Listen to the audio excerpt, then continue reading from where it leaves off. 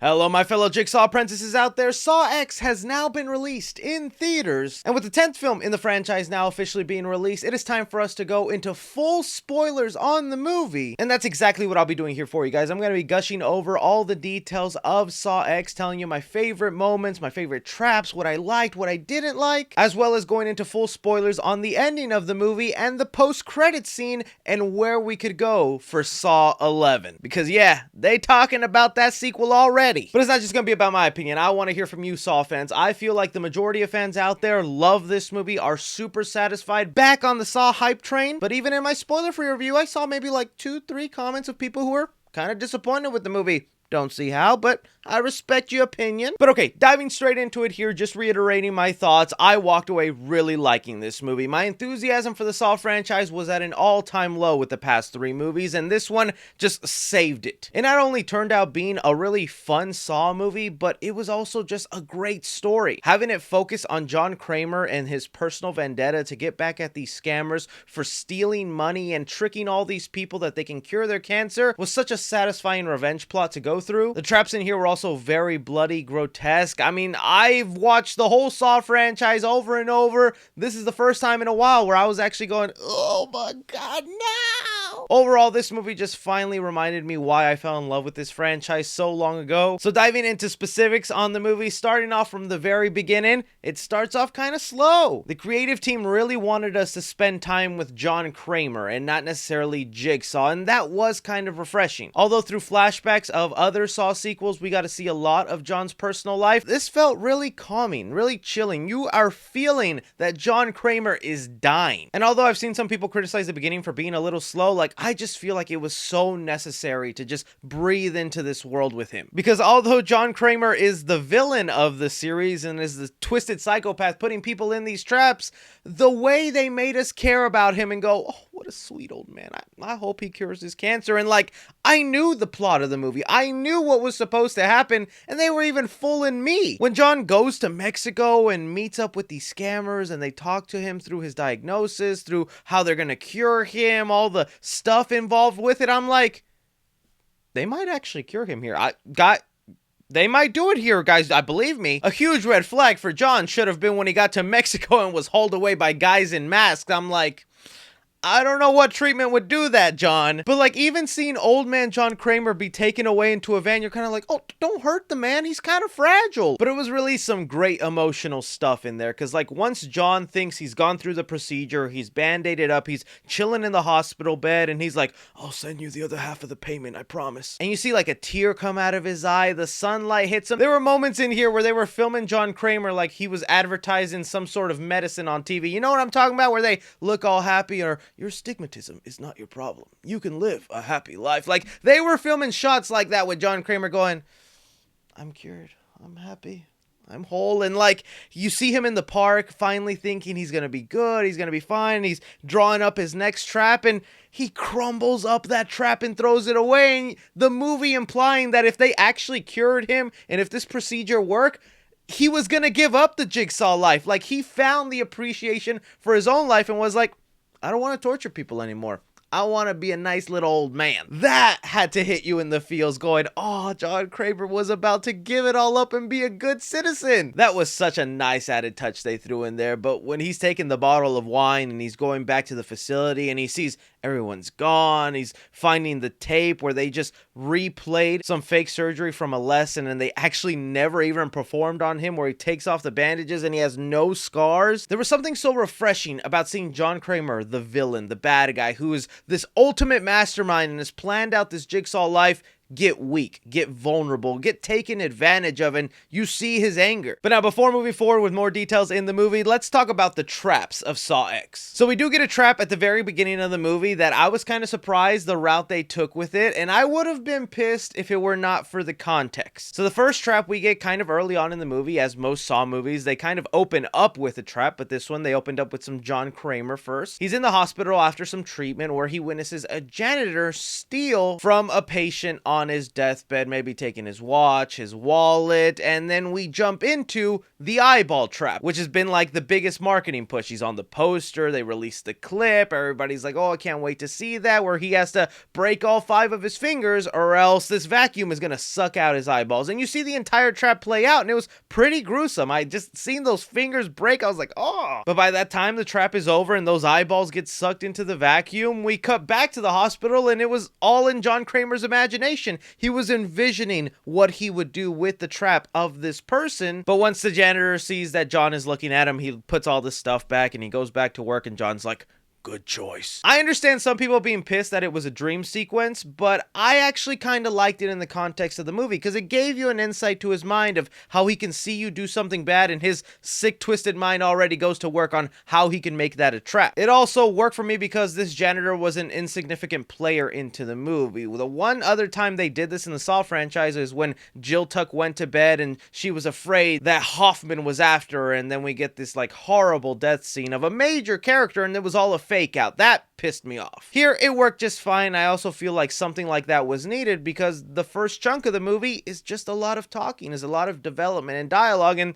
there's going to be people who pay for this movie going, a lot of yapping, not enough trapping. So I didn't mind that. Then we get to the pipe bomb trap, which is the driver who drove John Kramer to Mexico to these scammers being a part of it. He's the first victim, and I like the way this played out. Not only is it a really gruesome trap where John Kramer has duct taped this surgical equipment to his hands, and he's like, if you want these bombs off your wrist, you got to cut them off. And it was bloody, gruesome, nasty. But I loved it more because the patient survived. And that's what's been missing in a lot of Saw movies. I like when someone can survive their trap, when they go through all the pain and do everything they need to and get out of it. It was even funny seeing John Kramer walk out with his little medical equipment going, all right, we're gonna fix you up, buddy. I'm sorry this happened to you, but you did it to yourself. And that trap was very important because it's where he got all the information about every person that was involved in this scam. Then we go to the actual scam trials with everyone involved, starting off with Valentina. Probably the standout trap in my opinion compared to all the other traps. This is the one where I was just cringing in my seat, looking away, opening my eyes every other couple of seconds. They did awesome work with this trap. But essentially Valentina has to like cut off her entire leg with this like thin razor wire that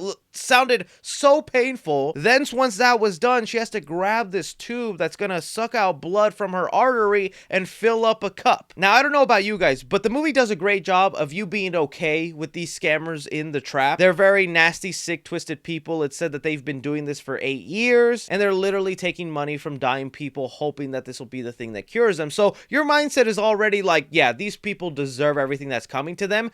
But once those traps start happening, you kind of then root for the victim. You're like, oh man, I hope you make it out. I hope you went through all this pain, all this trouble. I hope you survive. And there was a part of me that was pissed off that she was gonna live if she just had like 5 extra more seconds. But of course she doesn't. She dies, and then her whole body just flops onto the ground.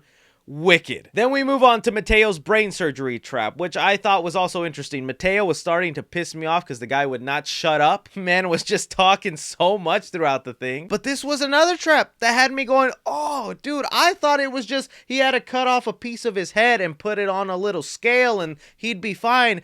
The dude has to literally dig into his own brain, almost like a recreation of the scene that happens in Saw 3 whenever Jigsaw's getting brain surgery on. And he has to literally pluck out a chunk of his brain and then put it on there. Whoa. And after going through all of that, the man was again only short like 5-10 seconds.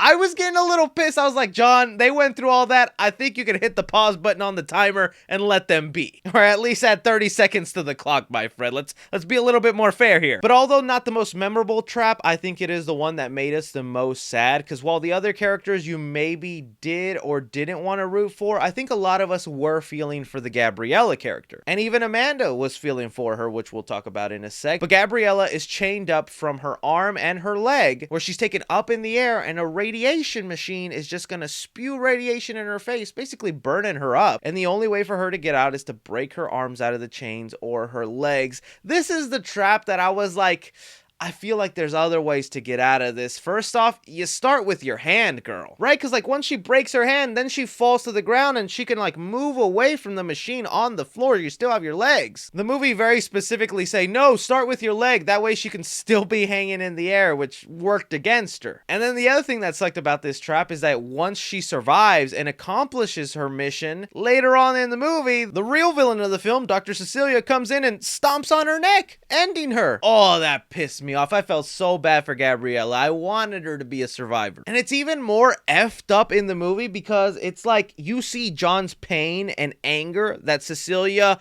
axed off Gabriella, and you totally believe John is like sad about it. He's like, we need to get her to a hospital. She won. She deserves to live, and you're on his side and everything. But I'm like, dude, John is the guy who put her in there. How is this movie so well thought out that even though the man who put her in the trap is now the person we're siding with, like, yeah, get her out of there, take her to the hospital, he's right.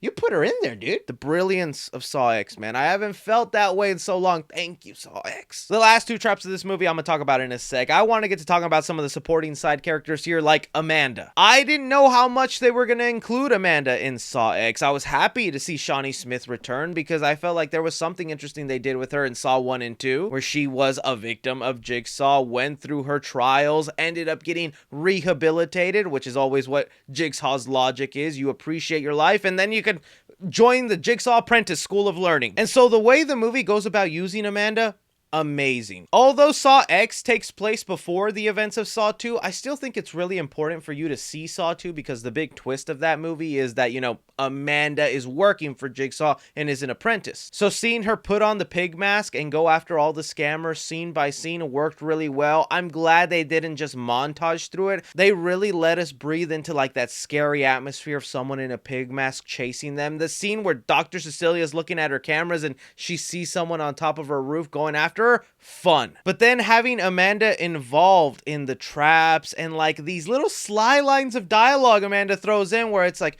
you can survive. You just gotta pay attention to the rules. You're gonna want to trust me on this. All of that was so funny. She added so much comedy to the movie, and then we get to like the mentoring relationship, and you see her kind of struggle with wanting to do this, especially with Gabriella, because she's a substance abuser, and that's what Amanda was. That was her sin that got her into a Jigsaw game. So she was like really connecting with Gabriella to the point that she's like, no, let's save her trap for last. Let's do it later. I loved that humanity inside Amanda, because that's what really made me adore her character in like Saw 2. And it also feels like a completely different Amanda from the one we get in Saw 3. Something happens to Amanda between Saw X all the way to Saw 3, because in Saw 3, she is heartless. She still has that love and affection for Jigsaw, but she was making unwinnable traps. She didn't care about other people's lives. She had no interest in rehabilitating others. She was just like, shoot, shoot, shoot. And I know some of you guys are going to throw in, oh, but Hoffman was actually framing her and doing all this. Hoffman framed her to fail at one trap. She was still making unwinnable traps before that. So this movie made me love Amanda again and only made me dislike Saw 3 a little bit more, because it's like that they ruined the potential with Amanda. She should have been the true apprentice to carry it on. As much as I like Hoffman, Gordon, and all that, I think Amanda was always the apprentice that should have actually have been the one to take up the mantle of Jigsaw. The other supporting character I want to dive into is Dr. Cecilia, because they created a great opponent for Jigsaw here. So this is the woman who is the leader of the scam, is finding the victims and taking all the money, and you get to see her nice big house. And for a good half of the movie, you truly did believe her for a sec. Like I said, she seemed so convincing in the beginning that she was actually going to cure John Kramer that even myself, knowing the plot of the movie, I was falling for her lies. But once the mask comes off and she finds herself in the trap, girl is ruthless. First, after Valentina passes away and she sees that they've taken her phone in this table right in front of her, she doesn't hesitate. She grabs this like pipe and then cuts open Valentina, and there's a whole scene where they grab the organs of this character that they were just rooting for to live and use her intestines to grab the cell phone from the wheelie cart and pull it towards them.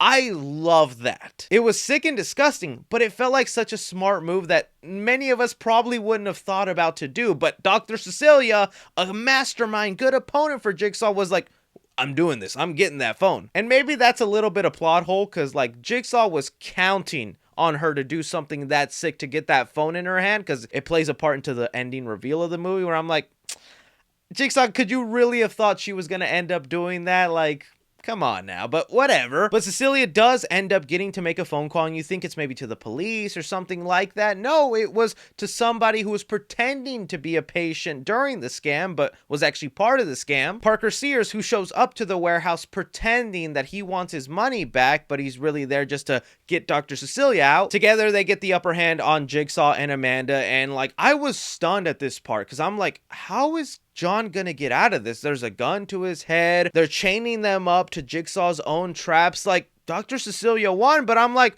this is a prequel. John is still alive for a couple of movies. How does he get out? But that turned out to be the twist of the movie. John and Amanda had always planned to make it look like they got the upper hand on them, and they knew that they would want some sort of twisted revenge by putting them in their own trap, which is why John set up the final trap to involve two people, Amanda and John, who are going to be drowned by buckets of red cranberry juice on their face. But the unexpected happened. Earlier in the movie, John met up with a little boy named Carlos at this facility, helped him out, fixed his bike, became a sweet old man, learned a very specific Spanish word that would become important.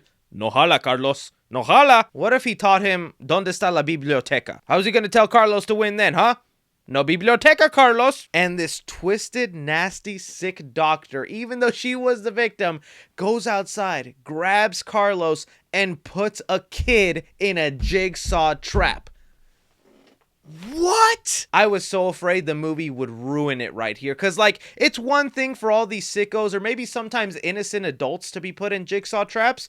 To have a kid thrown into whatever Jigsaw has planned, that's a new level for the franchise. That's a new low. You know it's an unwritten rule in Hollywood and horror movies. You don't really axe off kids or children. It just comes off in poor taste and nasty. And if you do it, it's an off-screen thing and you never show any violence. So when the trap started happening and Jigsaw's taking in all the liquid, then Carlos is feeling bad for Jigsaw, so he's like, no, let me have some of that. And he's like, go, go, go, go, go. I couldn't believe the movie was doing it. I was like, man, this is a new low for Saw, and I kind of like it. It was also such an emotional, sentimental thing because this sweet kid is like willing to end his life to help this old man who he has no idea the bad kind of guy he is. It also even worked in John's favor in making him look like a better person because he knew a kid's life is innocent. It's precious. I'm not gonna let this kid suffer, and Jigsaw's like, I'll die for this kid. It was like such a powerful and new look into Jigsaw's mind and what he's like that it was like, dude, that was awesome that they pulled that off. But of course, Jigsaw planned for this scenario, and once the characters go up into the hideout room to get the money bag, it was all part of John's trap, and it turned into a gas chamber where only one of them could stick their head out for survival, making Dr. Cecilia the winner of the game. Having John and Amanda walk away with this bag of money, and John hands it off to Carlos saying, enjoy it, you and your family, and this beautiful sunrise and sunset. Like, how did they manage to make Jigsaw look like a hero and such a good person? And come on now. Dude, this movie is so good. I've been the one for the past week saying, stop with the apprentices. Stop with the people helping Jigsaw. I'm gonna say it. I'm gonna say it. I don't want to say it. Carlos has potential to be an apprentice. It can happen. I'll talk about that in my theories for where they could go next in a sec, but let's get to the post-credit scene of the movie. So as the credits are rolling and we're waiting for the post-credit scene, in my mind, I was shaking my head going, but what about that guy who was part of the support group with Jigsaw, who was dying, had the scar on his belly, and told him about the operation? He seemed like such a sweet, innocent guy. Was he actually part of it too, or did they actually cure him? What was going on? And that's what the post-credit scene dealt with, is tying up that loose end of having Henry back in the bathroom from the first Saw movie with Adam and Zepp's body off to the side, and a cameo from Hoffman himself.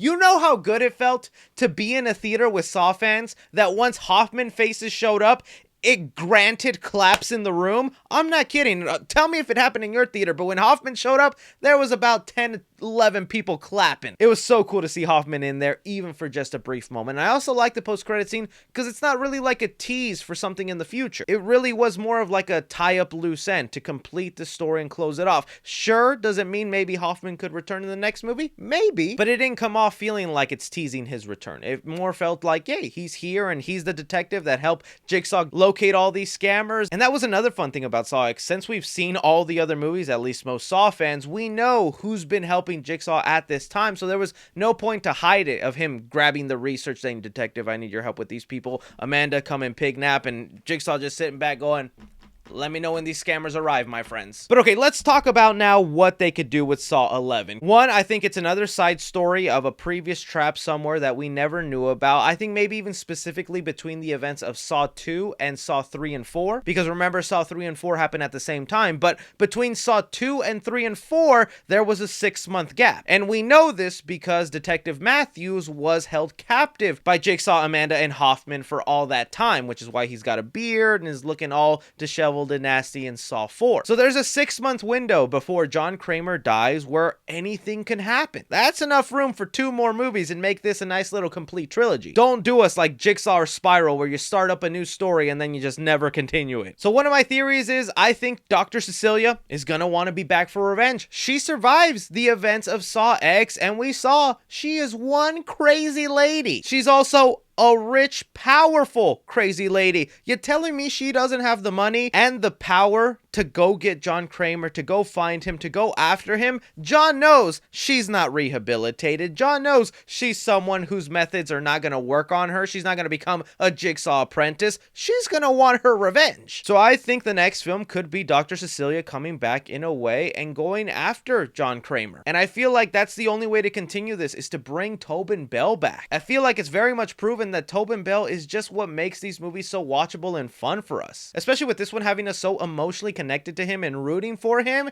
you need to continue with him. Another thing I would hope for Saw 11 is, have Hoffman in a bigger role and show us maybe why Amanda lost her way. Because again, I'm telling you, between Saw X all the way to Saw 3, Amanda becomes a completely different person. So something must happen in between those events where Amanda realizes Jigsaw's methods don't work and I'm just gonna put people in unwinnable traps. Amanda here in Saw X still seemed like she cared about human life and other people and wanting to help them, so what goes wrong? Hoffman is around during this time, so let's put him in something. And I know there's gonna be so many Saw fans that are getting in the comment section and going, yeah, and then you can bring in Dr. Gordon and then Logan can be, showing up from the military, maybe he got leave. I'm like, we got to stop right there. The reason Saw X works so good is because it only brings up touches of the lore and other characters. It doesn't become so convoluted that it feels only like true Saw fans that have watched all million movies can understand it. Whatever Saw 11 is, it needs to still be appealable to general audiences and not become too intertwined in the lore, because that's what made people jump off the Saw movies. You make Saw 11 so connected with Dr. Gordon and this, and then flashbacks to that movie, flashbacks to this, flashbacks to that. You're going to lose people and it's going to fall in the same trap that they did in the other movies. Now, with that said, though, let me bring on my wildest, dumbest theory we got here. So, Carlos as an apprentice. We have history now. Remember, these events are taking place in like 2004, 2005? In 2024, Carlos would be a fully grown man. Let's just make him the last resort secret apprentice to wrap up this entire freaking franchise. Have him be the apprentice that goes after all the other Jigsaw copycats, from the guy in Spiral to, maybe Dr. Gordon's people. If Hoffman is still out there alive, Logan, have him be the true successor to put all those apprentices into a trap, and let's just do a Hunger Games movie where it's Battle of the Apprentices and have Carlos be the ultimate winner there. Crazy, dumb, stupid, but pay me money because I just gave you a great idea, Saw franchise. But anyways, guys, that's just my spoiler opinions with everything involving Saw X. I want to know your thoughts on it, how dumb you think my apprentice idea is, where you think they could go into the franchise. Remember, don't get too crazy with the lore. It still needs to be something you can show your grandmommy. Your grandmommy who likes chopping off legs. Don't forget to like, subscribe, follow me on Twitter at 3C Films or on TikTok at 3C Films. But as always, I'm Chris. Take care.